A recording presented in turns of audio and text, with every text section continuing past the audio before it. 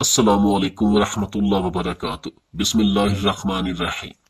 एक दफा सुल्तान सलाहुद्दीन अयूबी रहमतुल्लाह अलैह को एक जासूस ने खबर दी कि हुजूर नमलाक कबीला के अंदर हिंदुओं का एक बहुत बड़ा मंदिर है और इस मंदिर के अंदर एक बहुत ही बड़ा बुत है और इस बुत में एक ऐसी अनोखी चीज है जिसने लोगों को हैरान कर दिया। इस बुत के मुंह से बहुत ही मीठा और लजीज शहद निकलता है।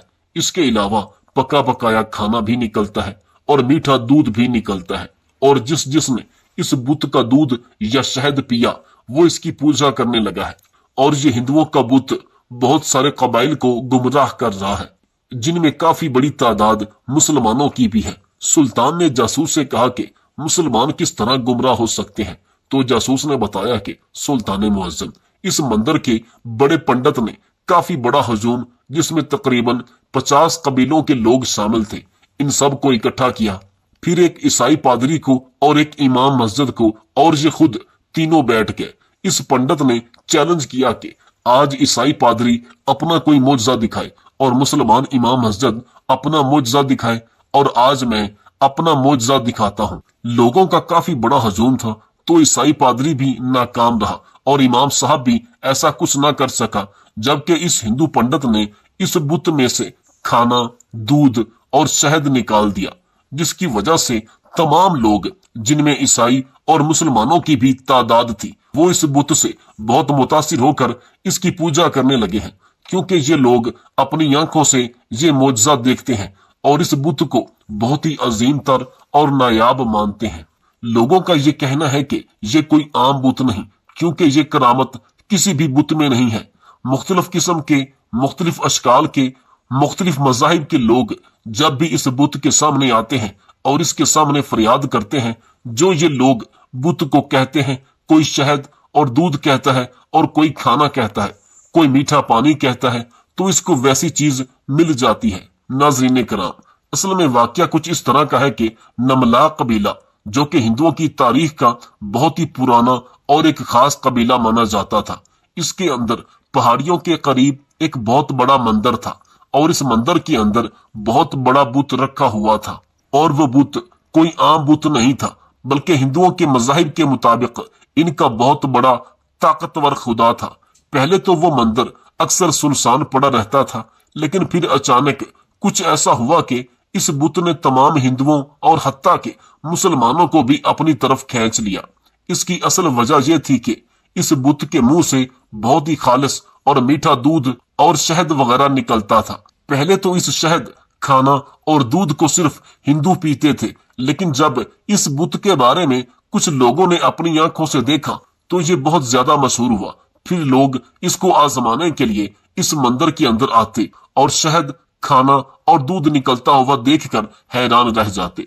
लेकिन यहाँ का दूध शहद और खाने से भी 1000 गुना लजीज था, तो ज्यादातर लोग बजाय शहद और खाना खाने के दूध ही पीते थे और बहुत सारे लोगों को इस बुत ने गुमराह भी कर दिया था। लेकिन इसके अंदर कुछ ऐसी कशिश थी कि जो भी इस दूध को पीता वो इस बुत पर फिदा हो जाता और इस बुत की पूजा शुरू कर देता। वक्त गुजरता रहा और इस बुत की शोहरत इर्द गिर्द के तमाम ईसाई और मुस्लिम कबाइल तक जा पहुंची। इस बुत की शोहरत हर तरफ फैल गई। इस बुत यानी मंदिर के करीब मुसलमानों के कबाइल आबाद थे। यहाँ पर एक काजी इब्ने नजोद था। वक्त गुजरने के साथ साथ इस कबाइल के लोग जब इस मंदिर में जाते तो दूध लेकर आते, ताकि देखा जा सके कि आखिर इस दूध में क्या खास चीज है, और जब वो दूध पीते तो इस बुत के पुजारी हो जाते। और इस दूध में ऐसी कशिश थी कि वो लोगों को अपनी तरफ माइल कर देता था। जब इस बुत की खबर काजी साहब को लगी तो वो बहुत परेशान हुआ और इसने तमाम गांव वालों को एक जगह इकट्ठा किया और कहा कि तुम्हें एक आम से बुत ने गुमराह कर दिया है। अगर इसी तरह चलता रहा तो ये बुत तुम सब मुसलमानों को जहन्नुम में डलवा देगा, लिहाजा अपनी आंखें खोलो और हकीकत को देखो। काजी साहब की किसी बात का असर इन लोगों पर न हुआ और इसी तरह इस बुत की शोहरत मजीद कबाइल और शहरों में फैलती गई। दूर दूर से लोग आते और इस बुत के मुंह से निकलते हुए दूध को देखकर हैरान रह जाते, और जब इस दूध को पिया जाता तो वो इतना लजीज और मजेदार होता कि लोग इसके पुजारी हो जाते। वक्त गुजरता रहा اور اس بت کی وجہ سے اکثر قبائل گمراہ ہو چکے تھے، اور اس بات سے وہ تمام ہندو بہت خوش تھے کہ ان کے بت کی وجہ بہت سارے مسلمان جو ان سے پہلے جنگ کرنے کے لیے ہر وقت تیار رہتے تھے، اب وہ ان کے غلام بن چکے تھے۔ جب قاضی صاحب سے یہ صورتحال نہ دیکھی گئی تو وہ بوڑھے بزرگ مسجد کے امام کے پاس گیا اور کہا، امام صاحب، اگر ہم نے مسلمانوں کو نہ روکا تو وہ سارے کے سارے گمراہی میں چلے جائیں گے۔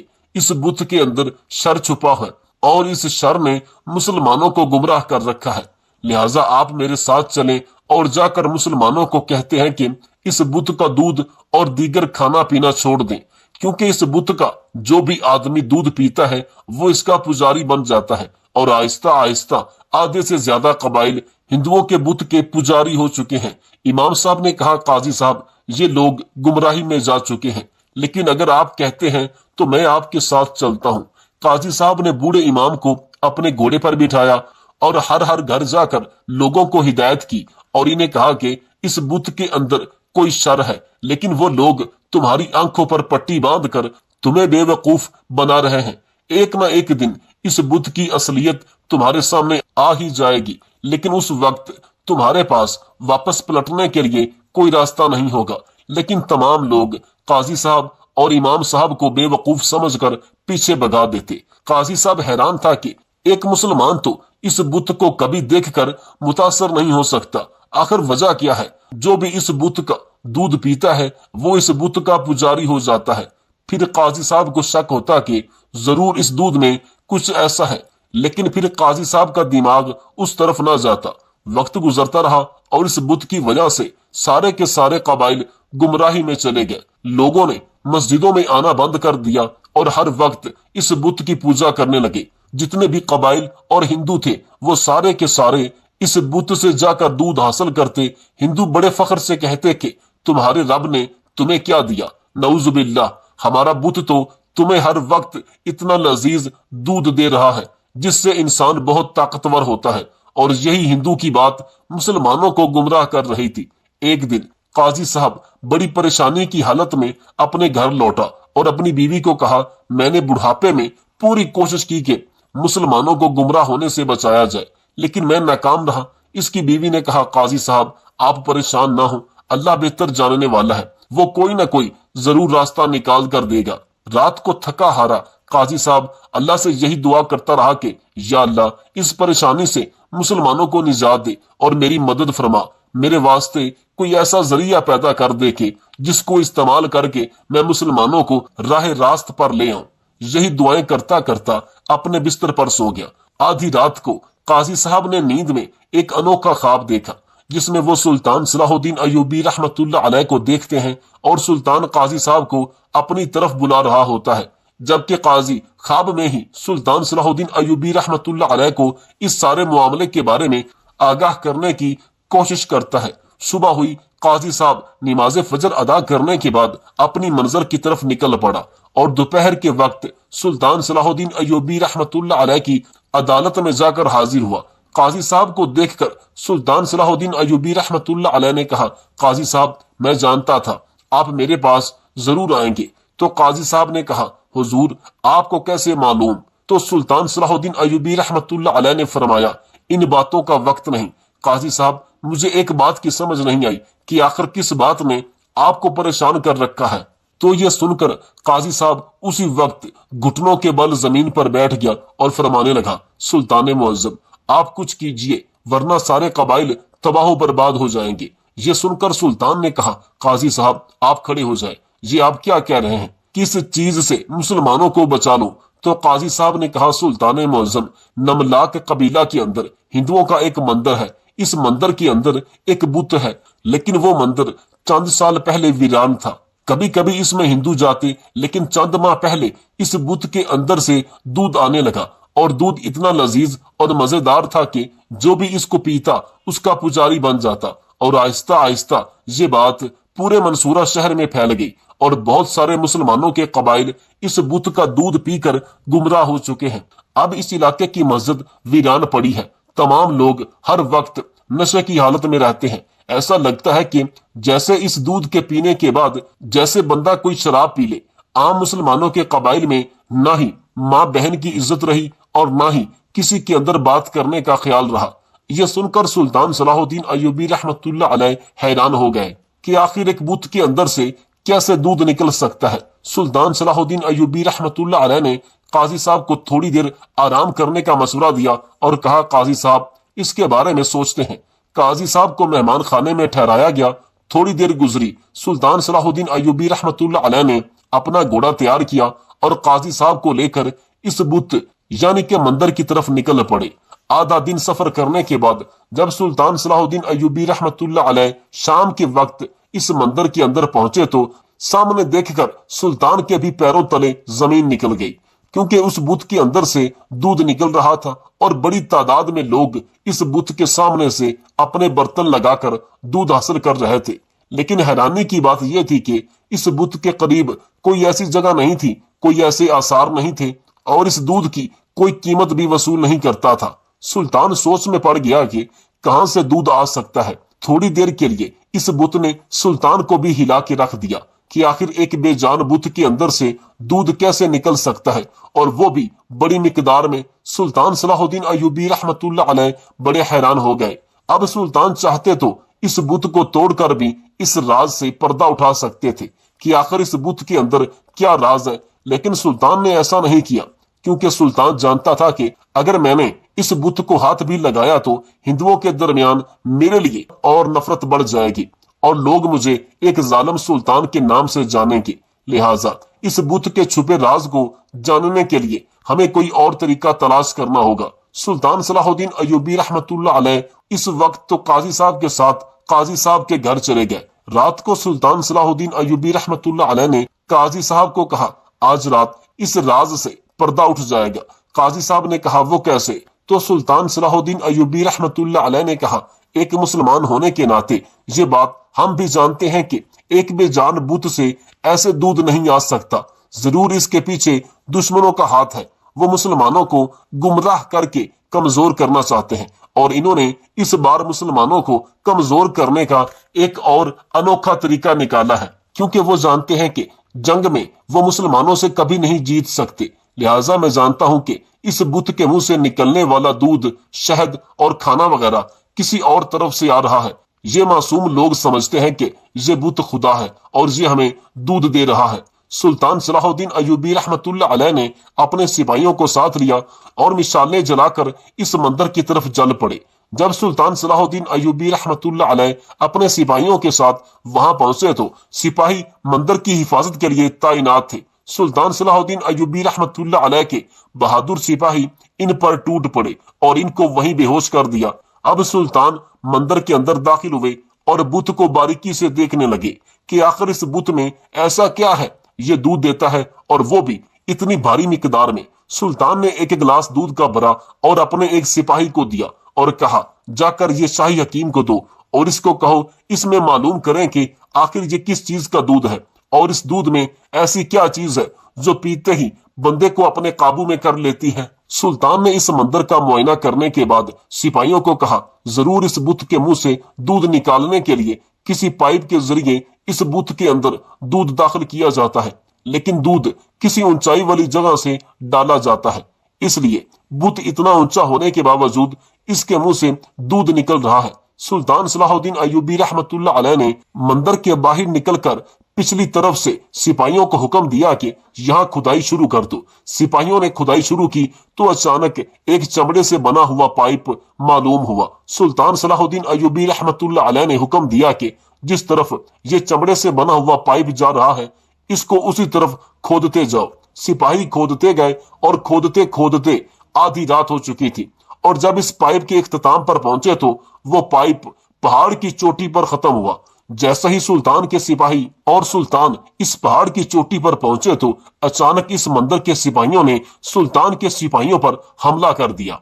लेकिन सुल्तान सारी सूरत हाल के बारे में जानते थे, लिहाजा सुल्तान के बहादुर सिपाहियों ने दुश्मनों को वहीं पिछाड़ दिया और इनका सिर्फ एक सरदार बचा। सुल्तान ने इसको पकड़ा और काजी साहब के घर ले गया।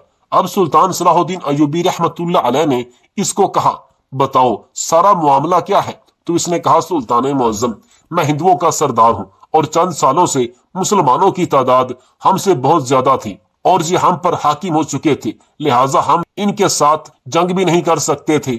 ہم نے سوچا کہ کچھ ایسا کام کیا جائے جس سے مسلمانوں کو کمزور کیا جائے، اور یہی منصوبہ ہمارے خیال میں آیا کہ ہم کچھ ایسا انوکھا کام کریں جس سے مسلمانوں کو گمراہ کیا جائے۔ اس لیے ہم نے بھاری رقم خرچ کر کے اور کئی مہینوں کی جد و جہد کے بعد پہاڑ کی چوٹی سے لے کر اس بت کے اندر تک ایک چمڑے سے بنا پائپ گزارا، اور اس پہاڑ کی چوٹی سے جب ہم اس پائپ کے اندر دودھ ڈالتے تو اتنی بلندی کی وجہ سے وہ دودھ فوراً اس بت کے منہ سے نکلنا شروع ہو جاتا۔ اتنے میں سلطان صلاح الدین ایوبی رحمت اللہ علیہ کا وہ سپاہی وہاں پہنچ گیا اور کہا، سلطان معظم، حکیم صاحب نے معائنہ کیا اور بتایا ہے کہ یہ دودھ بہت خطرناک دودھ ہے۔ تو اتنے میں سلطان نے اس سے پوچھا، بتاؤ اس دودھ کے اندر ایسا کیا ہوتا ہے؟ تو اس نے کہا، سلطان معظم، ہم نے اس دودھ میں ایسی جڑی بوٹیاں ملائیں جس سے دودھ کا ذائقہ تو مزے کا ہو جاتا ہے، لیکن اس کے اندر بہت ہی خطرناک نشہ تھا۔ جو بندہ ایک بار اس دودھ کو پی لیتا وہ دوبارہ اس دودھ کو پینے کے لیے تڑپتا اور اس کو دوبارہ اس مندر میں جانا پڑتا، وہ اس بت کی پوجا کرتا اور دودھ حاصل کرتا، اور اسی طرح سے جو بھی مسلمان دودھ پیتا وہ اپنے ہوش و حواس میں نہ رہتا، وہ نہیں جانتا تھا کہ وہ مسلمان ہے یا ہندو، بس وہ اس بات سے مجبور ہو کر مندر میں جاتا اور پوجا کر کے وہ دودھ حاصل کرتا، اور ہم اپنے مقصد میں کافی حد تک کامیاب ہو چکے تھے۔ ہم نے مسلمانوں کو بہت کمزور کر دیا تھا۔ جب یہ بات سلطان صلاح الدین ایوبی رحمت اللہ علیہ نے سنی تو بڑے حیران ہو گئے کہ آخر ہندو اتنی حد تک بھی خطرناک اور گھٹیا سوچ سکتے ہیں۔ اگلی صبح سلطان نے تمام گاؤں والوں کو حکم دیا کہ اس مندر خانے میں تمام لوگ حاضر ہو جائیں۔ تمام لوگ حاضر ہو گئے۔ سلطان نے کہا، اے ہندو اور مسلمانوں، تم سمجھتے ہو کہ یہ بت دودھ دیتا ہے؟ اگر تم کہو تو یہ بت میرے محتاج ہو جائے۔ انہوں نے کہا، سلطان معظم، وہ کیسے؟ سلطان نے کہا کہ میں اس بت کو کہوں گا کہ تم اپنے منہ سے پانی نکالو تو اب یہ پانی نکالنا شروع ہو جائے گا۔ لوگوں نے کہا، حضور ایسا نہیں ہو سکتا، یہ ہمارا خدا ہے، یہ دودھ دے گا۔ سلطان نے حکم دیا، اے بت تم پانی دینا شروع کر دو۔ تو فوراً بت کے منہ سے پانی نکلنا شروع ہو گیا۔ پھر سلطان صلاح الدین ایوبی رحمت اللہ علیہ نے کہا، اے بت تم اپنے منہ سے خون نکالو۔ تو اس بت کے منہ سے خون نکلنا شروع ہو گیا۔ تمام لوگوں کے درمیان بھگدڑ مچ گئی کہ آخر ایک بت سلطان کے قابو میں کیسے آ سکتا ہے۔ تمام لوگ حیران ہو گئے۔ تو اتنے میں سلطان صلاح الدین ایوبی رحمت اللہ علیہ نے اس بت کی گردن پر تلوار ماری اور اس کا سر دور گر پڑا، اور اس کے درمیان میں چھپا ہوا چمڑے کا پائپ جس سے دودھ نکالنے پر نکلتا تھا وہ سامنے آ گیا۔ سلطان نے تمام قبائل والوں کو ساری صورتحال کے بارے میں بتایا تو تمام لوگ حیران ہو گئے، اور اس کے بعد سلطان صلاح الدین ایوبی رحمت اللہ علیہ کے شاہی قاضی نے تمام مسلمانوں کا علاج کیا اور وہ پہلے کی طرح صحت یاب ہو گئے۔ اور سلطان نے اس ہندو کے سردار کو اس بت کی چھت پر کاٹ کر اس کی گردن لٹکا دی تاکہ آنے والا ہر ہندو اس کا انجام دیکھ کر عبرت حاصل کرے۔ اور بہت سی روایات میں ملتا ہے کہ سلطان صلاح الدین ایوبی رحمت اللہ علیہ کے اس کام کے بعد وہ تمام ہندوؤں کا گاؤں مسلمان ہو گیا، کیونکہ وہ لوگ اس بت کی حقیقت جان چکے تھے۔